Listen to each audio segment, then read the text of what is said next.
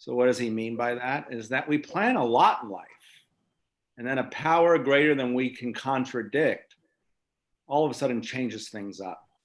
And I want to tell you how tonight came about.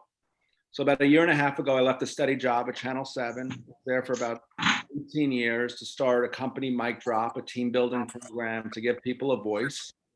And things were going great until this hit, and went from like 100 to 0. So Mendy Holtzman, who's on the line with us, called me one day out of the blue, and he said, "How's Mic Drop doing?" And I said, "Mic Drop's not really doing that great." And he said, "You gave me so much that I want to help you." So I first want to begin tonight by thanking Mendy Holtzman, who works at Jeg & Sons, with inviting some of his friends and colleagues, and I've invited people who are very close with me, who have been exposed to the Mic Drop process. As you know, at Mic Drop, what I truly, truly believe is that when we can be authentic with each other, we may not come up with solutions or answers. I don't think anybody has the answer to this, but we can create a space for connection. And I think everybody today, as we're sitting in our own homes, needs to be connected. And there's a lot of questions which is facing the business world. So I want to begin this. We'll go quickly. We have a large group of people here from various industries. I want to begin with Angela Poppy from Icon, the Chief Financial Officer. Wanted to begin with Angela because Angela is working in a field that has been hit very hard, fashion. And Angela, I just want to open this up with you. What has it been like? And tell us what you do and where your company's at and what has it been like? So we manufacture, we distribute luxury goods to the major off-price retailers. And as everybody knows, our primary source of business is brick and mortar. And right now, brick and mortar is pretty much on a pause for the unforeseen future. And our offices are located in New York City and New Jersey. So in addition to our business being impacted, where our offices were and people taking public transportation has also been incredibly impacted. So I know a lot of other companies already had people working from home or had a plan in place. We were taken a little bit off guard where we had to scramble and figure things out quickly, maybe within a few days. So it's impacted both our business, our staff, learning how to do things remotely. I think, we're very lucky that we were a web-based business and we had everything on the cloud. So thank goodness that it made it a little bit easier, but it was still a big challenge. And we're just trying to get through it. We're trying to get through it as close as we can, be a family, and take it one day at a time, because really nobody knows what's going to happen in a few weeks. So this huge adjustment is made overnight where all of a sudden your whole workforce works from home. How can you effectively, I'm going to go through the whole panel with this. The first question is how can you effectively tell if people are working? I mean, me personally, it's a huge challenge. We implemented a Google Sheet, and that Google Sheet has projects that are available. And instead of micromanaging people and assigning them to a particular person, we're letting them pull the work. So basically, the cream of the crop is going to rise to the top. They're the ones showing the extra effort. It was a big challenge because we did have to let a few people go that we just didn't have remote work for. We had to cut hours. Luckily, it was a challenging decision to begin with, but people knew how hard it was on us. We have a very good relationship with our employees, and they knew how hard it was on us, so it made it a little bit easier. And let me get to another field. I wanted to hit two fields here because we have fashion and we have real estate. So we have Natasha Tello from Keller Williams. Natasha, how has this hit real estate? Well, Raj, I guess it really, it's hit it pretty hard. Unfortunately, and it's been different across the country. In Florida, the governor deemed us as essential services. So technically we can continue selling real estate. We continue the closing process. But of course, you can imagine that it's been challenged. We are encouraging people to do things as much remotely and online as absolutely possible, following safe distancing. But, a lot of contracts have fallen through. It started, and I've got offices in 2 counties in both Miami-Dade and Broward County. For people who don't know you, Natasha, can you let us know your name, your title?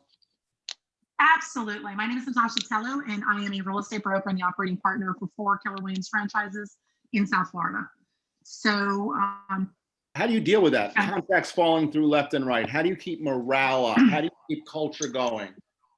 You've got to, I think it starts with a lot of things. Number one, you've got to prepare people. You've got to prepare them. We called emergency meetings, let them know that we needed to sit down and triage their financials because everything's got to shift, right? So you've got to be able to pivot really quickly when this type of thing happens. And so from morning Facebook power-ups to getting our people's mindsets correctly to for having them follow up and contacting their databases, like now is not the time to be out there. You know, there will be people that need real estate, but right now it's checking on people. How are people doing? This is a crisis in unbelievable proportions. And so kind of doing that, having meetings via Zoom, training via Zoom, that sort of stuff is what we're doing. I want to hit on this, what Natasha said. I want to go to JD Mobile. The company's JD Mobile. And Mr. Salem, I'm getting your first name here because you just joined the line. Joe Salem from JD Yeah, Mobile. how are you? So Joe, cell phone business. We just heard from real estate and fashion, how they've kind of been hit. How has the cell phone business been hit with this? Well, we sell mostly to brick and mortar locations as well as Angela, correct? Yeah. And the truth is, it's the store. Every store's closed. Every store. I maybe out of 100%, maybe 10%, maybe 10% left, which is horrible. We have credit lines on the street, so a lot of people owe us money, and it's very hard to liquidate cash right now. And we're trying to actually, and we actually use loans for this business, and we're trying to pay back loans because right now cash is king at this moment. So I have a question for you because you don't know a lot about my job, but we get right to the point. How do you deal with the anxiety? It's very stressful, honestly. You take a Xanax. I don't tell you right now. You know, sometimes you need it to relax. It's you think all the time. You wake up in the middle of the night, what to do, but at the end of the day, it's more important to be healthy. You know. So obviously a lot of anxiety. Let's talk about anxiety for a second. Shai Reinfeld from Daily Steals. I'm the king of anxiety. You can talk to me about it anytime. Okay, we'll talk to both of you. So, Shai, I guess your business, e-commerce, if anybody doesn't know, Daily Steals, a successful e-commerce site. Your business has been a little insulated from this because you deal with essentials, but how have you dealt with the anxiety of all of this? Well, communicating, talking it through with the people close to us, talking it through with the team. You know, we've emphasized, unfortunately, in our case, we've emphasized a lot of use of technology to help facilitate communication, project management, transparency, visibility into the work that's being done. But really just talking it through. For me personally, I deal with my anxiety. I sit and I play music. So you can see here is Nice. actually my home is actually this room. My office doubles as a little recording studio. So sometimes I just sit and play piano and just improvise, just try to take any moment to escape and then come back with a refreshed mind. Victor Rosenman from Feedvisor. Deal with the Amazon industry. I'm going to get to everyone. This is kind of just like a round robin. What has been the toughest moment for you so far? So, well, for us, we actually care more about our customers because what Feedvisor does is we help e-commerce businesses to be successful on Amazon through our technology platform. And we directly correlate it to the success of our customers. So if our customer's not doing well, we can close the business pretty much. And so we really focus the entire company into thinking about the customers and what we can do to preserve their business. So if we preserve their business, they're doing well, then we'll be doing well as well. This is interesting what you're saying here because it's very similar to what Natasha said about just reaching out to customers just to see how they're doing, right? Like that's very important during this time. It's critically important. So what we particularly done is we worked with our customers on annual contract terms, and we usually agree upon a certain volume, either gross merchandise volume they do, or the advertising volume if they optimize their advertising spend with us. And it's usually normal during normal times. It's usually growing unless the business going south. What we have done first, like really first thing, is we looked at the customers whose business is not growing, and we proactively reached to everyone, and we suggested them to actually reduce the contract with us, even though we don't have to, even though we could keep the same contract going on. We just thought that if we don't take proactive step, and if we don't think of the customer first, then it will boomerang to us. That is so interesting, because this is a time to build relationships with people. I've heard that so many times from other people. We'll get to Paul Faden now, who, Paul, if you can just introduce yourself for a moment. Sure. My name is Paul Faden. I live in Minneapolis. My company is a manufacturer's rep firm, and we sell a lot of consumer electronics to retailers like Best Buy and Target that are based here, and other retailers around the country as well. I work with Mandy and Ellie, and a little bit with Ishai here and there.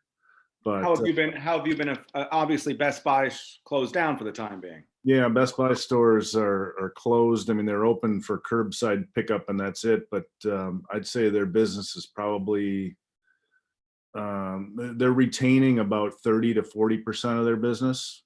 So they're down a lot. So how do you deal with that? Because that's kind of, let's talk about the anxiety or the fear issue here. Yeah. How do you deal with that every day? Well, I just got some new products into Target, so that has helped because they're still open.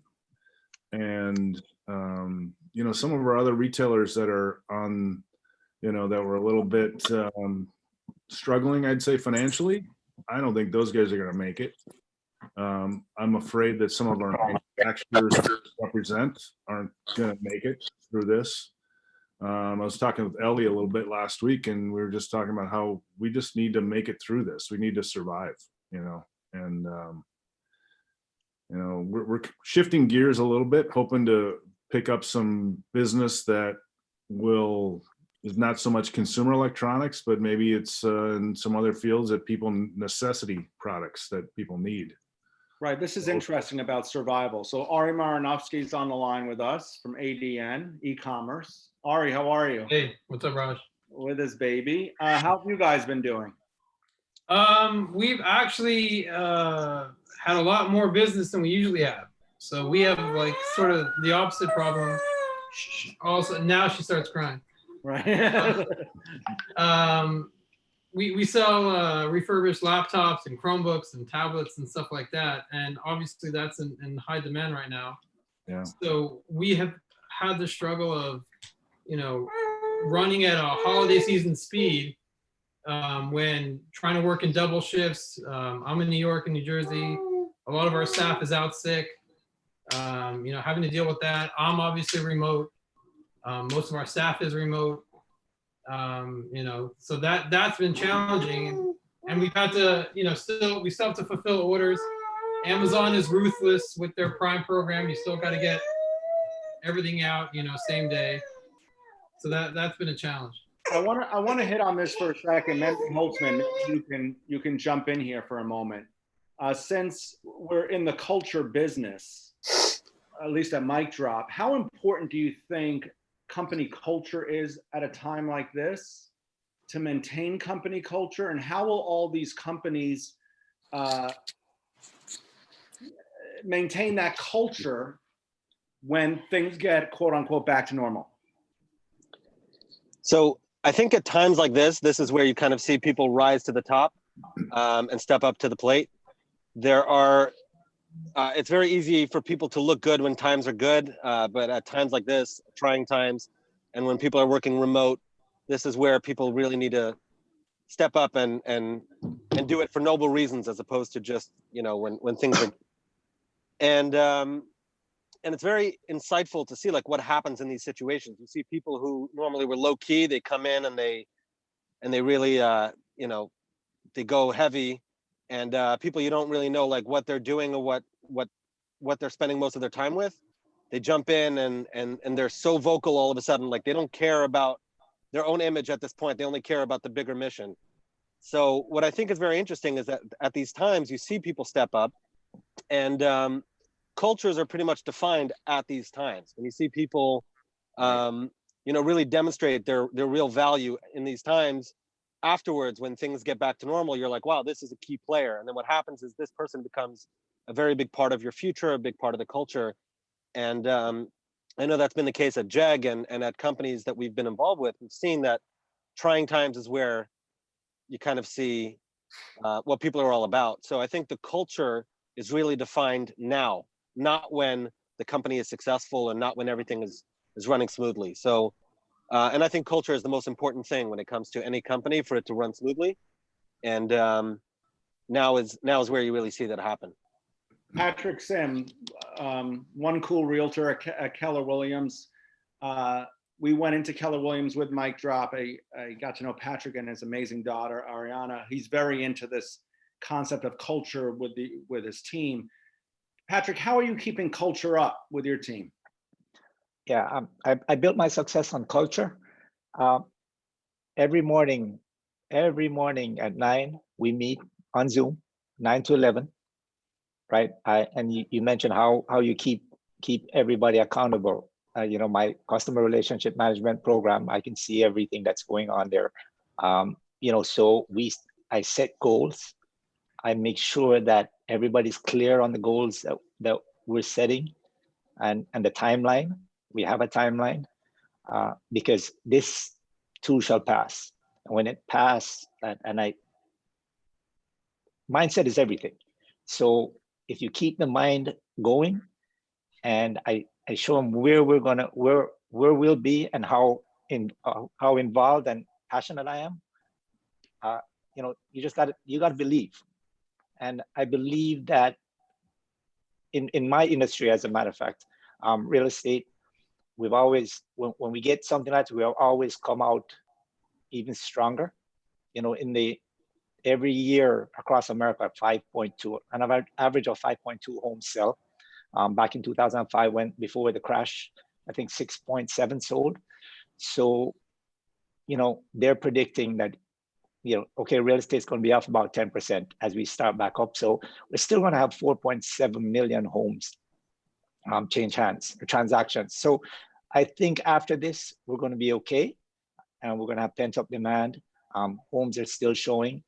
Like I mentioned before, real estate's changing, and it's changing fast. I think with the virtual showings and the virtual open houses, that's going to be a big deal. That's going to be something that's going to be it's going to be standing after all of this is over. Patrick, let me jump in here for a second and ask this question about, we heard from Ari that his business is actually picking up a little bit in e-commerce. And, even though real estate, there's a big unknown in real estate. I mean, the reality of the fact is that, there's a lot of people who are scared right now. A lot of people are scared. And I think that the unknown is very frightening. If anybody here can tell me when this ends and how it ends, I would tell them, you don't have the answer to that. Paul Faden mentioned about certain retailers. What will life be like again when they say the all clear is given? Do you think people are going to rush back into retail stores?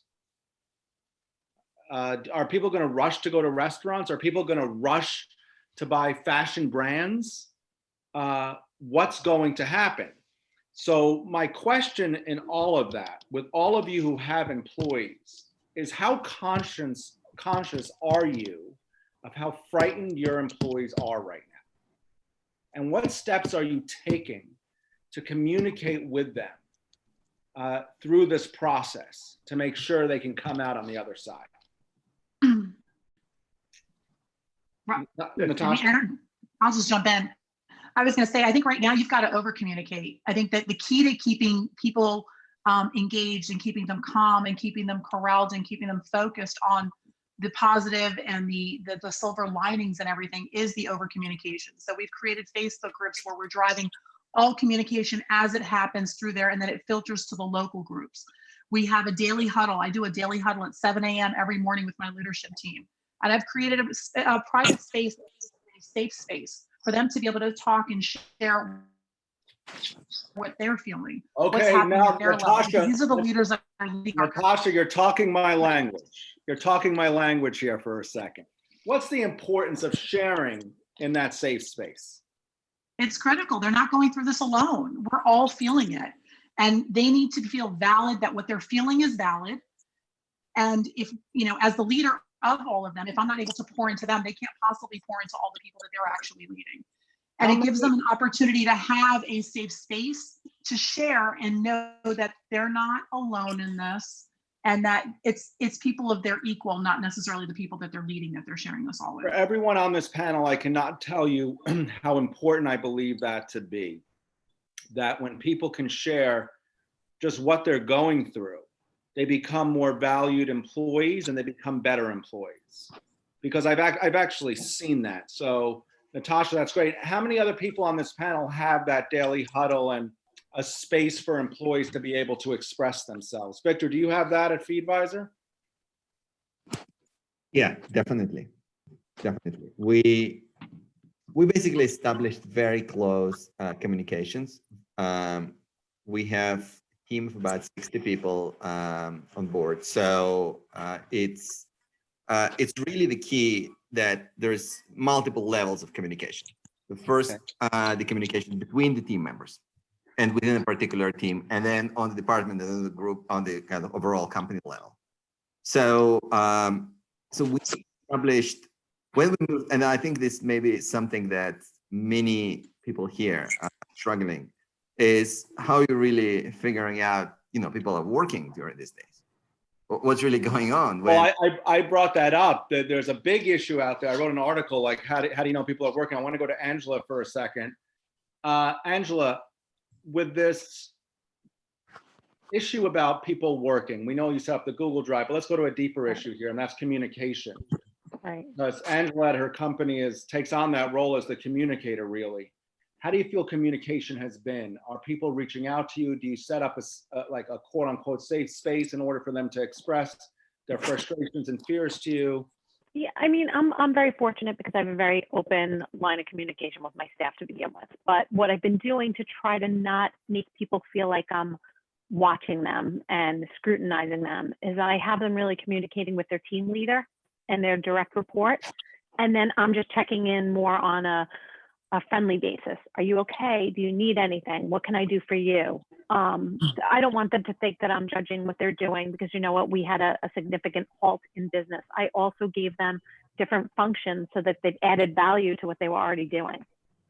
So we've given them some new tasks and some new projects so that they know that they're valuable to us, and they know that their jobs will be secure when this whole entire thing is over, just to kind of ease their stress and their anxiety about it. Ishai, let's talk about fear for a second. Maybe this doesn't apply as much to you because your industry is still running relatively well, but certainly it may apply to some of your employees. How do you deal as a leader? How do you deal with fear? I guess. Well, we have to understand that fear is a regular part of life. It's an important part of life. It's, I've always sort of internalized that phrase that, the greatest things are on the other side of fear. And when you can cross through and break out of your comfort, like we mentioned, we maintain consistent levels of communication, and we really try and get down to a relatable level.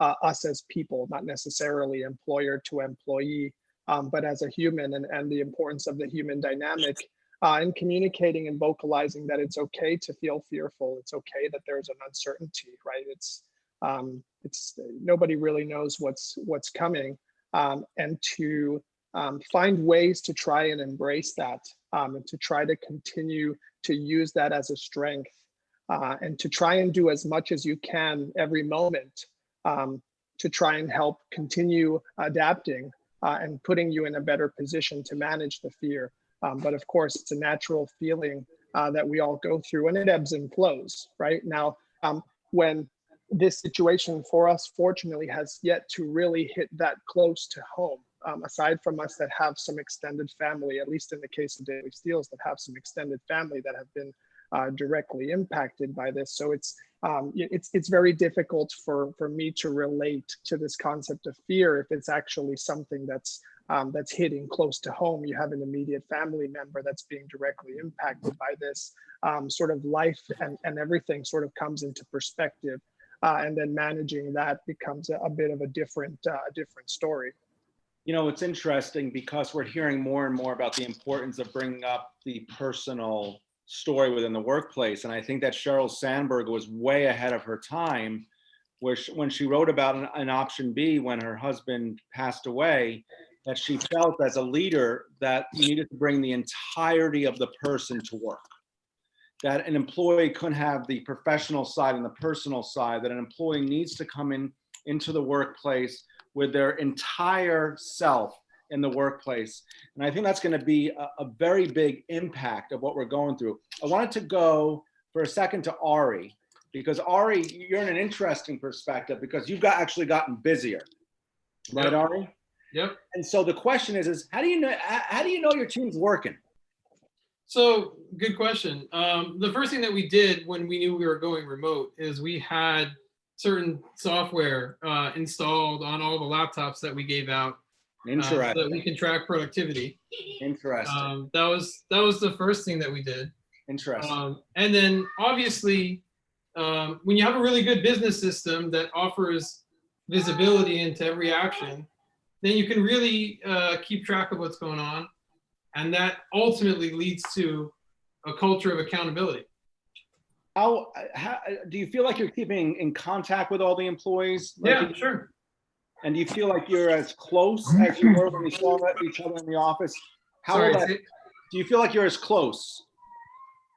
Like well, not as close, because obviously we're all in different places. We're all working remote. We're all in our own home. So it's not the same. It's definitely not the same. It's definitely not the same office environment. You can't really recreate that same culture. But we're managing. We're coping. We're trying to get through it. Paul Faden, how do you deal with this issue of accountability, making sure people are actually putting in the work during this time? Well, we have our daily calls, but we're pretty small. We're 8 people company, so it's not real tough to keep track of everybody. And we use Skype a lot, just touching base that way. We do our Zoom calls, things like that. And what about the actual culture of the company? Do you feel like, has anyone, had relatives who were sick or are afraid they're going to lose their job or any of that? No, I don't think we have that right now. My business partner and I met last week and talked about it, that I think we can make it through this, especially if we get some of those, I don't know what it's called, PPP loans or whatever. The loans, right. Everybody's going after that. And hopefully that comes through and it helps us out a little bit. But I think we'll be able to make it through. What would you say to people who have been furloughed or laid off at a time like this? There's a lot of people in that situation. Yeah. I'm hearing, there was a survey that went out to one of the retailers I deal with last week, asking their employees who would be willing to take a furlough. And I don't think too many people are going to take it, but they're just asking that. And then I think there's going to be a lot of layoffs coming up, even more. Even more? Yeah, even more. Why do you say that? Just think of a Best Buy store that's not open, or a Macy's store that's not open. I mean, they're gonna, what are they gonna do? They don't have income coming in. They're gonna have to make the company more lean during this time. So Joe, let me go to you over at JD Mobile. We have 3 people. By the way, we have 3 people from JD Mobile on the conference. Okay, you've been hit hard. Yes, we have. What gives you hope? Hope, faith. I believe in God. That's it. That's my hope. I as long as my parents are okay, my brothers, my family is okay, that's all I care about. Right now, it's people are getting sick left and right, and that's all I care about right now. The money comes and goes. If I have to lose 50 grand, no problem. 6 months, I won't make money. I'll take out of my savings. Move on. That is an interesting. I I'll told get you back this on, would I'll be. get back on my, I'll get back on my feet again. I'm young. I'm 37 years old. I'm nothing to worry about. You're in As long as Brooklyn, I'm breathing, right? I'll make money. You're in Brooklyn, right? Brooklyn, born and So raised, hustler. The epicenter of where this has really hit. Yep. Anyone you know that's gotten sick? Yeah, I do actually. Actually, my friend Steve's on the chat. He was actually quarantined in his house for 2 weeks. Say hi, Steve. Hey there. Hi, Steve. And he was about coughing for 2 weeks, so he didn't want to come to work. His first cousin got sick. It was positive. I go to upstate. If anybody's familiar with Monticello, Yes. I go to upstate every summer. So I Good have like horse a bungalow. track. Yeah, so I have like a bungalow house with a bunch of friends and family, and about 5 people I know got sick from there. Positive. One's in ICU, 75 years old. Wow. A married couple were both sick in positive home. One was in the hospital, one came out, thank God. My father lost one of his best friends from synagogue. For 20 years, they were praying together. My friends, one of my friends' fathers passed away. What else happened? My friend just lost, my cousin just lost his friend, 35 years old. One of my customers just lost her friend, 37 years old. So this is close to home. So I can count 20 people from close to home. If I can count 20 people from close to home, how many can you count? How many can he count? Usually hear one person, oh my God, 20 people I can count? That's not normal. You know, priorities have shifted a little bit here, right? Right. They said coronavirus is the great equalizer. Right. It hits rich people. It hits people who are not that wealthy. Mendy Holtzman, if you wanted to touch on this, you were talking about how this has separated the chasm or the gulf between employee and employer, right, Mendy? What were you mentioning about that? Yeah, I think there's usually this gap where employees think of employers as this faraway person sitting at the top in their comfortable chair and their fancy house. And what happens is, with the coronavirus impact, it starts to bridge that gap a little bit, where people see that, business owners get hit hard. They carry a lot of risk with their businesses. Things can change overnight. And it just kind of humanizes the employer and the employee alike, because they're going through the same thing. And that's not always the case. So I think what happens now is that it brings people a little bit closer together, because the vulnerability is on both sides equally. I want to take a moment now, and we said this would be about a half an hour, 40 minutes, and go down the line here to each person, starting with Angela. Mic Drop is a public speaking program where we kind of teach people how to express themselves. And I've been doing that for a long time, but expression begins with a message. Angela, what would your message be of the legacy of what coronavirus has taught you? I honestly think that it's going to teach people to reflect on the way they do things, whether it's in business or in their personal life. And maybe we don't need so much. I think we take a lot for granted. And I think that we're all leading a simpler life. And I think it's a positive out of a negative. So I think people are going to appreciate the fragility of life. Like they said, it's not just a young person, an old person. This is universal across everything. And I think people really are going to start to realize that. And I can only hope that when this is over and everybody's recovered and people see how they've been supported, and it has bridged that gap between owners, employees, that people will keep that in the back of their minds and take that family time and take the time to check on somebody, because life, as you know, Rosh, is too short and it can change in a heartbeat. So I'm just hoping, What has been hopeful your that toughest moment? for me, I've had some personal battles during this, and I've made sure that I haven't let my staff be neglected because of my personal matters. So that's been my toughest thing, is that I want them to understand that they're still important and they're still part of my extended family.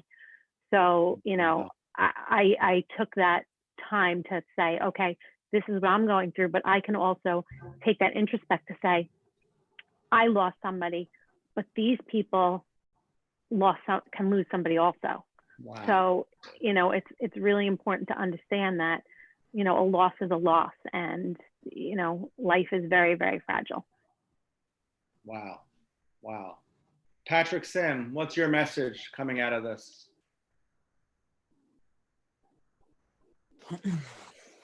Patrick, are you still with us? Patrick, you're on mute. Yeah, you're on mute, Patrick. What's your message? Yeah, sorry. Yeah. I think this is going to teach us a whole lot. I think it's going to teach us that material things just don't matter, and we're gonna learn to downsize. I've heard a lot of people say, a lot of companies are going to downsize.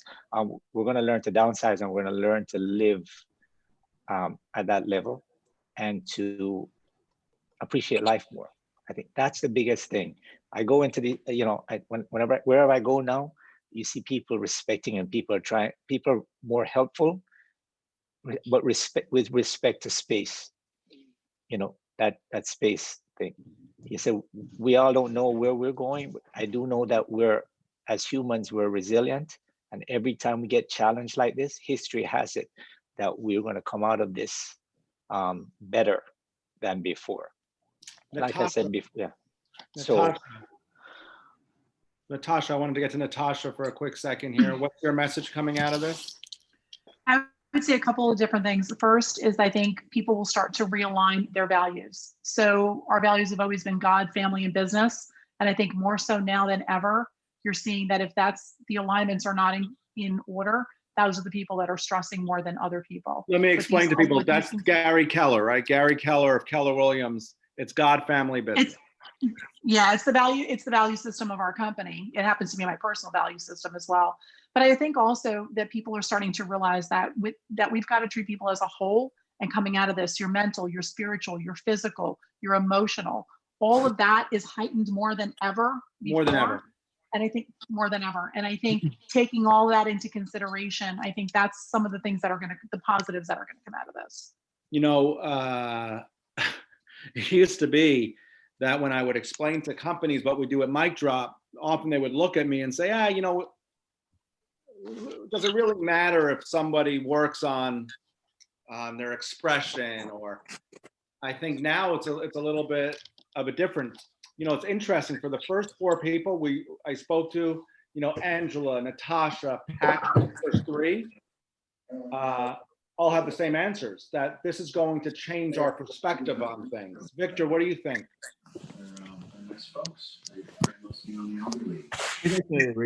It's really hard to tell how things going to evolve. You can look at the past crises and you can see what actually happened.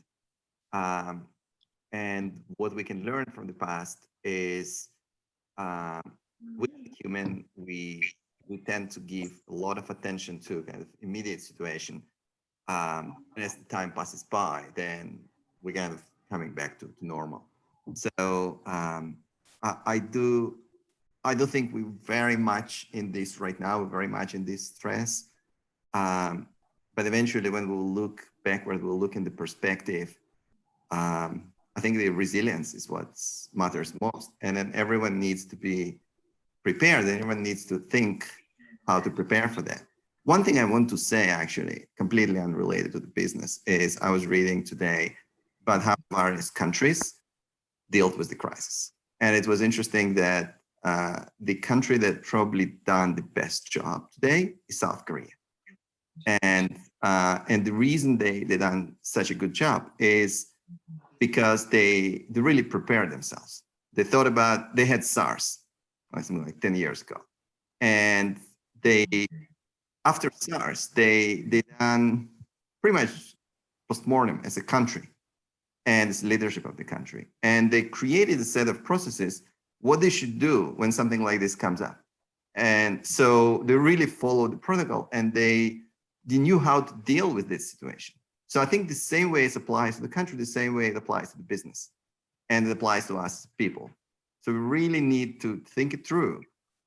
Like, let's face truth. I mean, we're reading the news. It's not the last pandemic. So we to learn from it. We learn from it as a country, as people, and as businesses, and know what we do if something like this comes up again. Gabe, I know we didn't get to you from JD Mobile, right? But people see you up there. Hello, Gabe. How are you? Hi, how are you guys? You can hear me, Gabe? I put myself on video, so this way I don't totally like shut everybody out. How you doing? Good. How are you? Good. Good. I've been hearing the whole time. I feel like I know you. You don't know me. Yes, I work with Joe. It's a family business, bunch of cousins. We enjoy each other and we enjoy each other's company. And thank God we were able to make money all these years together and pretty much weathered almost every storm. So I'm sure we'll weather this one. It's just, this one's confusing. This is the never ending Sunday. That's very confusing. You got all the ammo, you're ready to go to war, but there's no one to shoot. There's nothing else. It's crazy. How are you going to get through it? You know, you're just going to have to get through it. Everyone's going to adapt. I'm sure that, you know, the world's still going to need some type of product. You know, if it takes longer than expected, we'll try to work our way into going into a different business, different industry, different product line. We've, you know, my father once told me, he says, the biggest mistake someone made is saying, hey, I'm in the sword business. I'm not in the sword business. I'm in the weapons business. So you got to change. So you got to say, okay, swords are not in, let's go with guns. Right. We're in the product-based business. We got to buy something that sells, and we're going to find a way to sell it. And hope, God willing, with God's help, everyone gets better and the world gets healthy and happy and free to just go to the store and not have to wear a mask, gloves, sanitize. Are you scared? Oh, yeah. It's definitely, you know, like Joe said, Xanax is very good. Faith is very good. There's a bunch of things that help, but yes, it's definitely scary. You know, it's just, that's why we've been going to work trying to figure out what to do. And I feel like we're working just as hard, but for some reason at the end of the day, we're not able to cover the expense load. It's weird. A lot of people are in that situation. Ishai, what's your message coming out of this? Sure. Take it day by day, you know, continue to try and push through, continue trying to find ways to adapt. And take every opportunity you can now to invest in your values and invest in yourself. Find ways to get educated, follow a passion that you didn't get to follow before, because moments like this really put life into perspective and the things that you spend time doing. And communicate, continue to talk to your loved ones, continue to talk to those around you. It's very important to let the feelings that you have come through and vocalize them. Don't fight them. Understand that we're all in this. We're all struggling to deal with many different emotions through this time, and that's okay. But it's amazing to see that in times like this, us as a society have the ability to innovate and come together. And some of the most amazing things that we are able to experience today and that we live with today have come out of situations and moments like this. So like Patrick's point before, this too shall pass, but really to take it day by day, moment by moment, and understand that it's okay to feel scared. It's okay to feel fear. It's okay to feel unknown. We're all in this together. Paul, what's your message coming out of this? Gratitude. Ooh, I think when we first all started working from home, I sent an email out to all the employees and just said, I'm really grateful for all of you. I'm grateful to be able to work with you and see them and work side by side with them, that kind of thing. And I think I'm more grateful for, you know, the things, our family members, our friends, you know, going out to a restaurant. I'm more grateful for those things now than I was before. I think we get a little complacent. So beautiful. Gratitude. Beautiful. What about you, Ari? Sorry, let me just unmute myself. Firstly, I agree with everything that everybody already said. They already took all the good ones.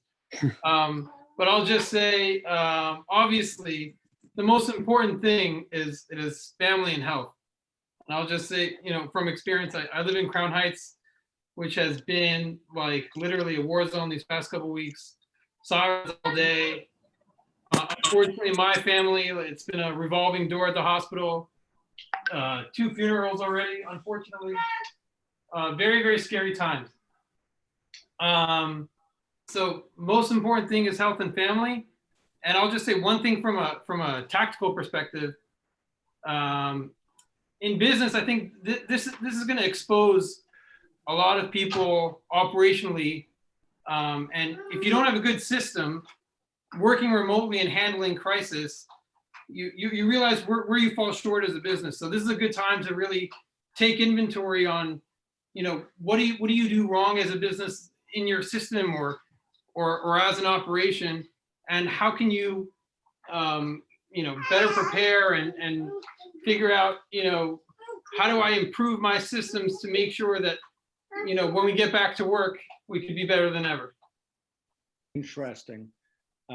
There's another Gabe here from JD Mobile, right? It's actually Stevie. I don't know why it's under Gabe, but yeah, I work with Joe and Gabriel. And if the question is what my message would be, well, I just want to give you a quick background. I've been isolated for about 3 weeks now because I was sick with bronchitis, which happened to be bronchitis, but I had a lot of overlying symptoms. That would be with COVID. So I did go to the doctor, but I refused to get a test because I figured out it would be better used for somebody that came in with a fever and whatnot because it was a shortage. All that being said, I think what the message I would have for people would be to make the most of your isolation. What I mean is, I think Ari mentioned take inventory of your company. I think it's really important, if not more important, to take personal inventory. Take inventory of the things that are important to you, how you've actually been acting. Like I definitely echo a lot of the sentiment that's been portrayed here. But I also think that even being isolated for 3 weeks, there's actually personal burnout.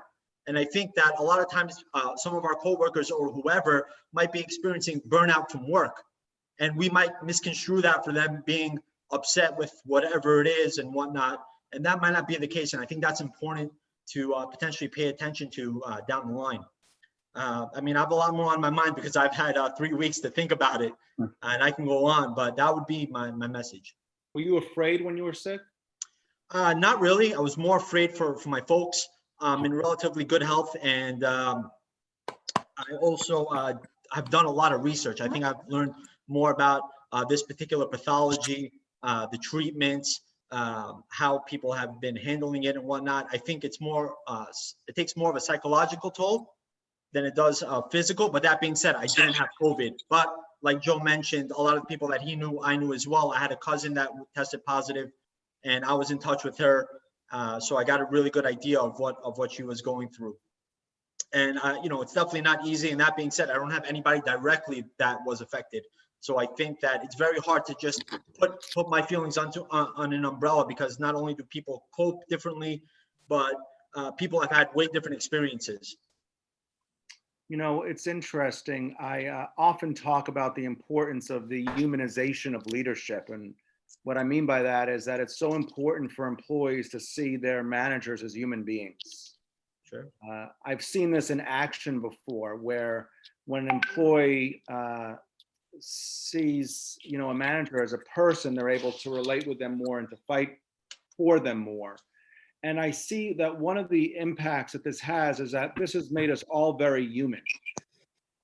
It has made us all recognize. Just think about all the comments that you've heard here tonight about appreciating every day, about not taking our health for granted, about readjusting kind of where we want to be. I think this has humanized everybody, in the workforce. I think it would be a shame if we didn't all hold on to this for a moment and almost sit in the discomfort. And what I mean by that is, I'm a big believer that there are challenges because the challenges are put there to make you stronger. I often told the story in my own journey, being a television news reporter for many years, that I covered a lot of tragedy. So often when you cover tragedy, you ask yourself the question, where is God in all of this? And so from a very young age, I decided to look at life like everything was a miracle. Einstein says that you can look at life in one of two ways: either nothing's a miracle or everything's a miracle. And I decided to look at life like everything's a miracle. I will say that when I look around and I see the holy people who are dying, you start to question, right? You start to say, where is God in all of this? I don't understand it. And what I have to believe is that we may not be able to see the good, but there is good in this. And I think that what that good will be is that we will be more connected than ever as people. We'll appreciate connection more. Connection will be more valued. Maybe if we get the opportunity to sit at a restaurant with a good friend or a loved one, we won't be on our phones, but we'll actually have a conversation, right? Maybe when we're together again, we can actually sit down and talk about real things and real issues. Maybe we will reach out to somebody at this time who we know it'll make their day if we call them. And so I want to first, before I wrap this up, I want to really thank Mendy Holtzman at Jag & Sons, who called me when, I was personally very down, and said, get back up on your feet. And I want to thank you, Mendy, for bringing such wonderful people. And for the people that I've interfaced with, like Patrick and Natasha, each of their stories one by one are on our channel, so you can actually see it. Patrick's daughter overcoming cerebral palsy, and Ari going through a loss at a young age, someone very close to him. Natasha has yet to take our stage, but I'm hoping she will. And Angela, of course, when I came into her company, Angela also has an incredible story.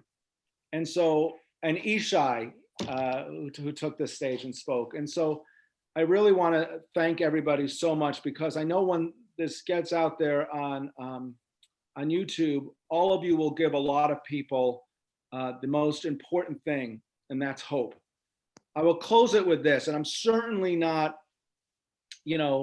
a rabbi or anything like this, but there's one thing that I do know. And that is that it says in the book of Tehillim, or the book of Psalms, which David wrote, King David, says that God is closest to the brokenhearted, the widow and the orphan.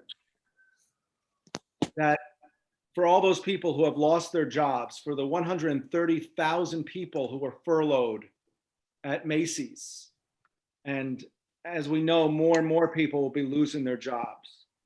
I just want to end this by saying this, that we don't have the answers and we don't have the solutions, but we know that God is closest to the brokenhearted. And I know in my heart that if we can work on becoming the best people we can be, we can all get through this together. So I just wanted to thank everybody from the bottom of my heart. I know you're all very, very busy people.